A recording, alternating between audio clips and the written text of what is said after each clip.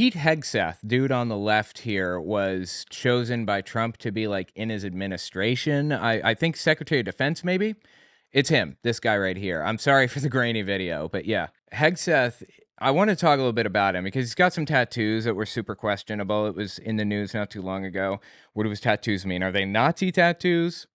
Also, I want to talk about some of his ideas because they are backward for real.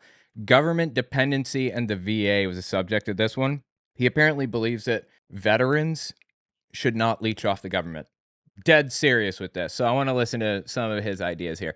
Check this one out. He did an interview with this woman on the right. It's about Antifa.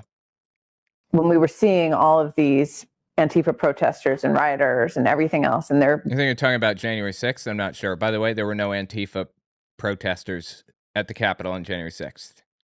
Young men. And we thought if channeled properly, and if they were not taught to hate America, those would be the exact people you'd want signing up to serve. And I know when we first talked about it, I kind of bristled at it, like, what? I remember when we first had that conversation, you're like, what are you talking about?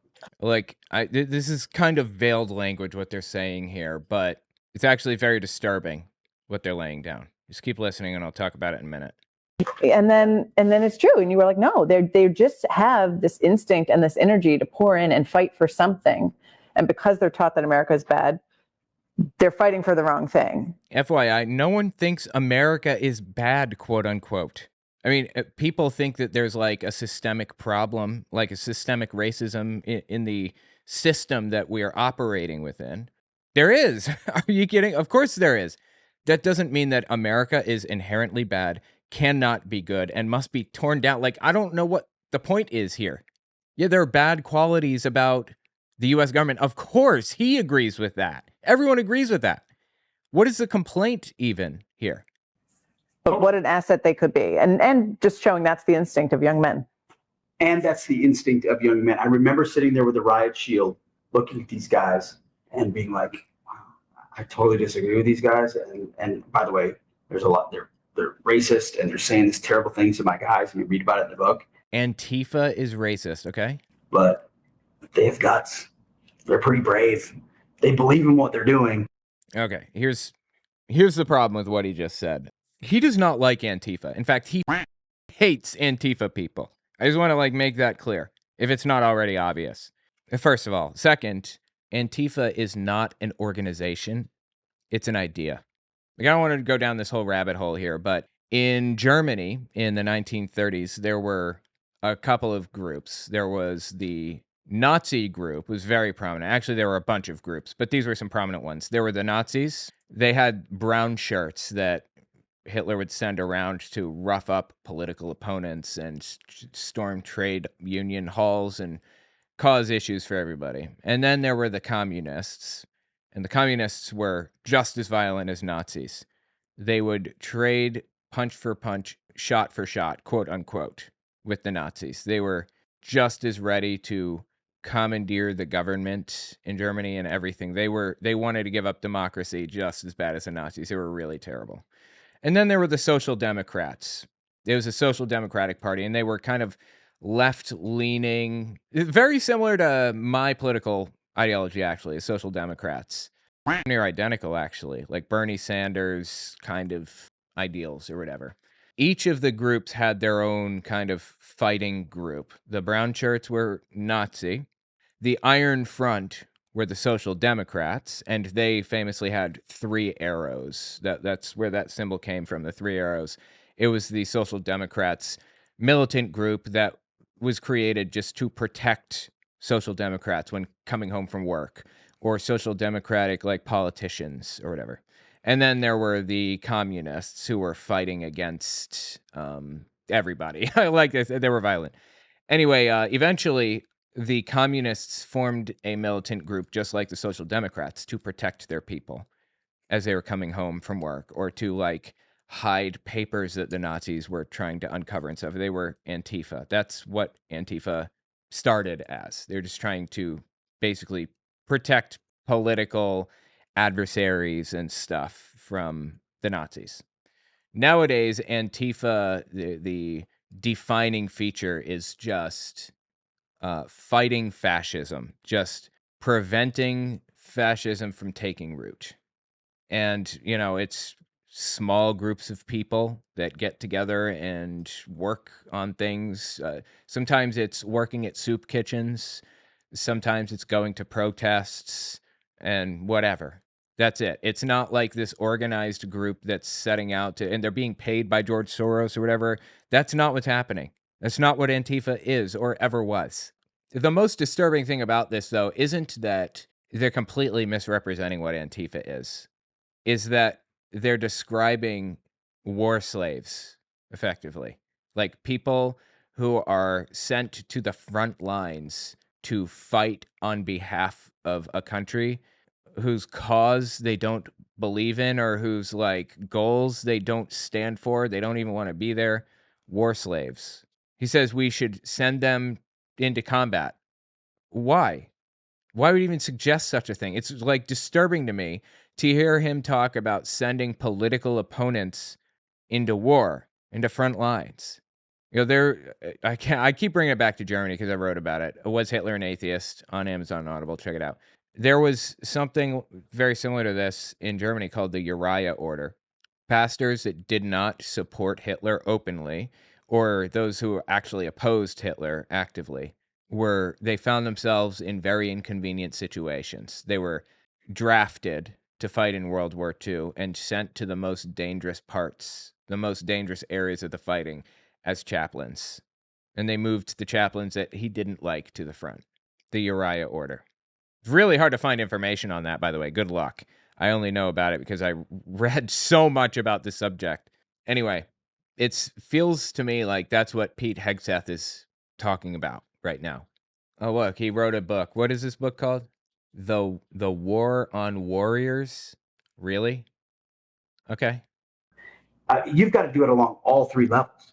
I mean, tactically, first of all, you have to untie the hands of warfighters, get the lawyers off the front lines or off the backs of guys. Brother, do you know why lawyers are quote unquote on the front lines? To prevent war crimes. You telling me you want to unshackle the soldiers so they can just commit war crimes brazenly? Holy Always going to be Army lawyers, I get it, but they need to be defending our troops more than trying to prosecute them and creating all these complicated laws that say, even in a civilian environment, in a complex neighborhood, if you kill one civilian, you're the bad guy. Are you kidding me? Yes, you are the bad guy if you kill a civilian. Civilians are not legitimate military targets. Everybody understands that.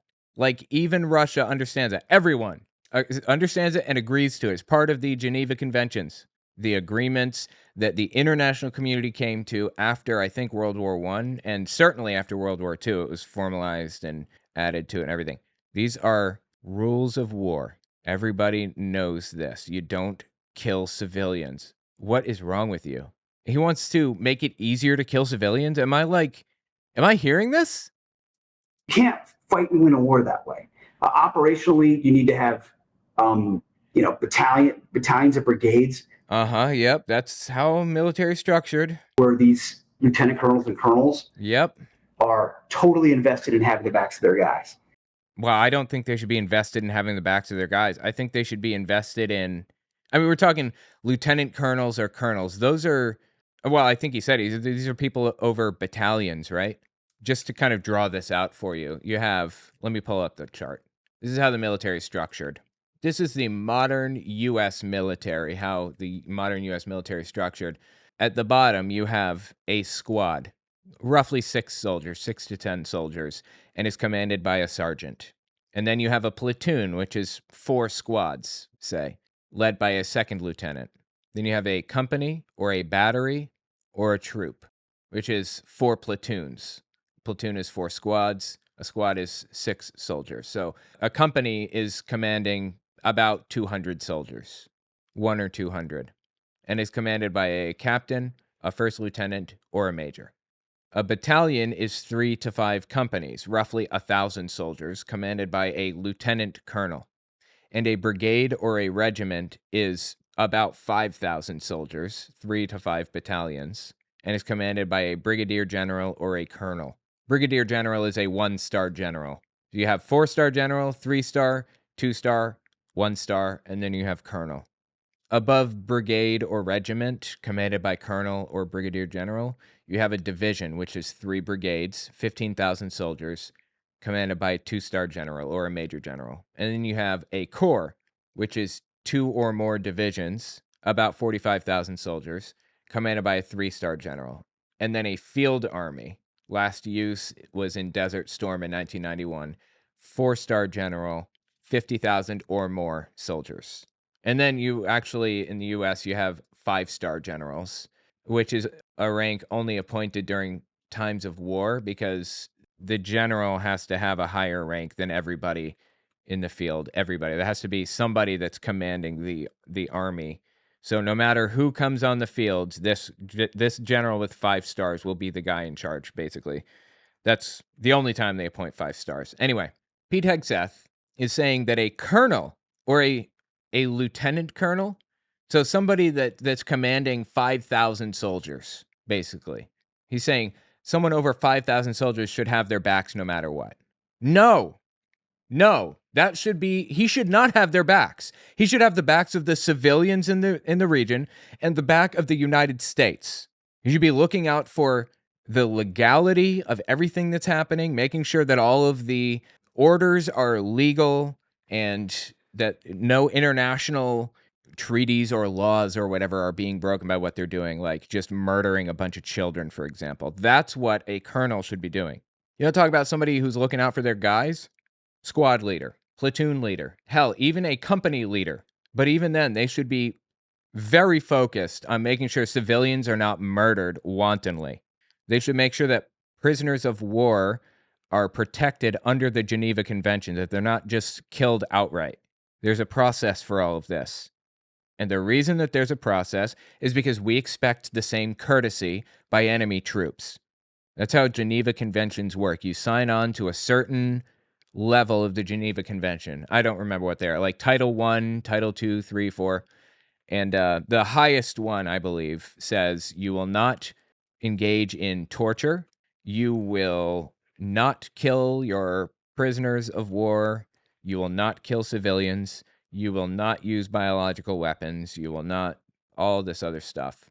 A lot of countries have agreed to the highest level, but not enough. I think the US is like the second highest level. For the record, we agreed not to torture people. But, you know, I guess that kind of happened. Anyway, I think every single country has signed on to the Geneva Conventions, every one of them, to my knowledge. And what he's describing here, what Pete Hegseth is describing, is violating international law. He says we should get the lawyers off the front lines and make it so that the colonels or the brigadier generals or the lieutenant colonels or whatever cover up crimes of their people.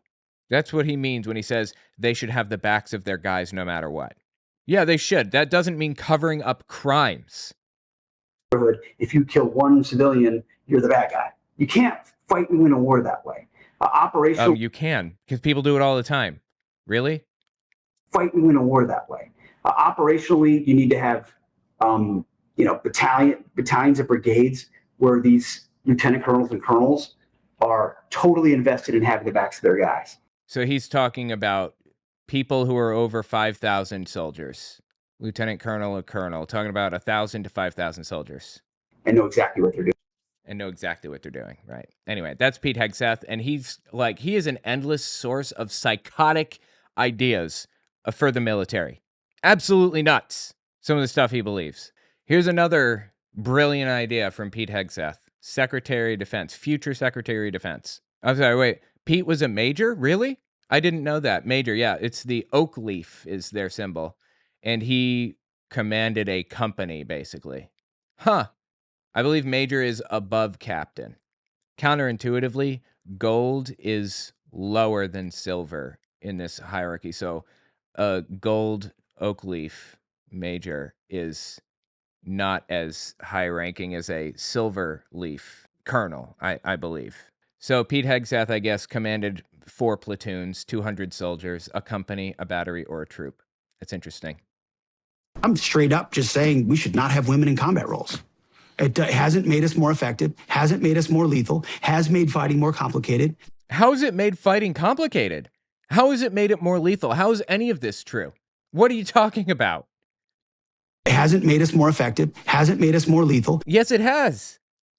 has made fighting more complicated. We've all served with women, and they're great. It just, our institutions don't have to incentivize that in places where traditionally, not traditionally, over human history, men in those positions are more capable. How are they more capable? What are you talking about? He says traditionally they're more capable? History, men in those positions are more capable. Traditionally and historically they're more capable. Where did you get that? You just pulling that right out of your ass. Women are equally as capable, including in combat roles, as men. Jesus Christ, dude. Listen to this. You remember all that crying that the right did about people saying, oh, Donald Trump, I'm sorry, about people saying Donald Trump was, there was an assassination attempt on Donald Trump. And that people are like joking about it. They're cracking jokes and laughing and all that. Remember how there was moral outrage, indignation on the right about people cracking jokes about the assassination attempt on Trump? Remember all that? Listen to this next clip from Hegseth. Paul Pelosi needs the hammer instead of the metal. Well, it's metal. All right, Rachel, good to see you. They're joking about this dude getting hit with a hammer. Wow, that's hilarious. Ha ha ha. What is wrong with these people? There is no moral consistency to be found here. They do not care. I didn't laugh and joke about the assassination attempt on Trump because I didn't really think it was funny. I mean, I wasn't upset when others did it necessarily, because it's very different from Paul Pelosi being hit in the head with a hammer by a crazed lunatic right-winger who is out for blood. It was a different situation. But I don't think that we should be joking about, political violence at all. I don't think that it's something that we should find amusing or that should be normalized in any way. And here we are, Pete Hegseth laughing about it while complaining about the left talking about Trump's assassination attempt. Come on. Anyway, here's another insane idea from Pete Hegseth on what the military should look like, how it should be structured, and what happens after the military, what veterans should be doing, all that. By the way, leading up to this, about to talk about the VA. Let me just explain. The VA is widely loved by veterans, although it's very slow and it's overburdened. But veterans can go there anytime, no questions asked. Just show up, prove that you're a veteran with like an ID card or something, and they'll treat you. You can get your medicine there. You don't have to pay a dime. Just fully universal health care for veterans, which is fantastic. Again, it's slow and needs to be better funded, but it's pretty good overall. It's a fantastic option. It's also socialized medicine, fully socialized, actually, because it's owned by the government. The CAT scan machines and the everything is all owned by the government. So anyway, just saying, like, these people are using a socialized medicine and then complaining about others trying to get single payer, which isn't even socialized medicine. But anyway, listen to what Pete Hegseth has to say about the VA here. Get this doctor, as opposed to empowering the individual to say, I've got a knee issue. Dr. Jones down the street could help me with it, and the dollars could follow me to get that addressed. Still getting on lists to get to see their doctors. Fortunately. Look at this. Veterans granted disability compensation. If you compare after World War II, 1.5 million veterans, 2017, 4.5 million veterans. This is a really complicated discussion. This is about disability ratings, which isn't always necessarily tied to healthcare, but the idea that the healthcare you get is about service-connected disabilities. If you're, I'm not sure what he's talking about. No, if you're a veteran, you just go to the VA and get treated, to my knowledge. I mean, my mom wasn't wounded in the military, and both my parents had VA benefits. Disabilities. If you go to war and you get injured, we'll take care of you. So when you come home, they try to rate how disabled you are, and that's how much care you get. Well, no, I don't think that's right. They rate how much money you're paid as a pension if you're disabled or whatever. But I think you could just get treatment from the VA. Am I wrong here? I believe that's what it is. Oh, no. Okay, wait. I think he might be right here. Apparently, I don't know if this is new. Maybe it was different when I was little. I don't know. Or maybe I'm just like misremembering, but the VA will only treat you for things that are service connected. And if you're disabled, then they'll rate how disabled you are and give you coverage based on that. So if your disability rating is at least 50%, then they will pay for your coverage or pay for your care. You just show up there and be treated. And apparently they also care for veterans who can't afford to pay for care. It's a low income. The scale of disabled is odd. It's nearly impossible to hit 100% disability. Almost nobody does. However, my mom has 100% disability from the military pension, interestingly. I could be rated for 50% right now if I wanted to be. I mean, just to have a totally, and vets know this out there, I could do ear and ankle and knee and back. It's proportional. Because it's proportional for different injuries that you have. Groups out there, vets groups mostly, encourage vets to apply for every government benefit they can ever get. Absolutely. Yes, you should. You served in the military. You did your time. You wrecked your body in the process. You should absolutely get everything that you can get from the U.S. government for doing that. I can't believe that I'm sitting here arguing in favor of veterans and of the military against a Fox News host. Are you kidding me right now? They leave the service because, well, why not, right? The government's giving it out. To me, the ethos of service is I serve my country because I love my country, and I'm going to come home and start the next chapter of my life. And if I've got a chronic condition, mental, physical, otherwise, the government better be there for me. But otherwise, I don't want to be dependent on integrity. You got to have personal integrity. And right now, a lot of groups. It's personal integrity to not take the benefits to which you are entitled, to not take the benefits that you pay taxes for and that your whole family does, and that everybody pays taxes for. That's integrity? To suffer? Just to suffer for the sake of it? What are you talking about? My ex-husband had 25% disability from the Army. He got VA medical coverage, but no monthly check. Yeah, that's what I thought. I thought that you just got coverage. Maybe it was at one time, but no longer. I don't know. Anyway, my mom and my dad, neither of them got a military pension until later in life. My mom taught me a hard lesson, actually, with that, an important one that everybody can learn from, and I'm going to give it to you right here. My mom was, we'll just say my mom got hurt in the military. She got hurt in the military. She's in the Air Force, and she basically, when I was younger, she applied for, she had already been out of the service for I don't know, 10, 20 years, something like that. She applied for a military pension, a disability pension, basically. And they denied her. And she applied again.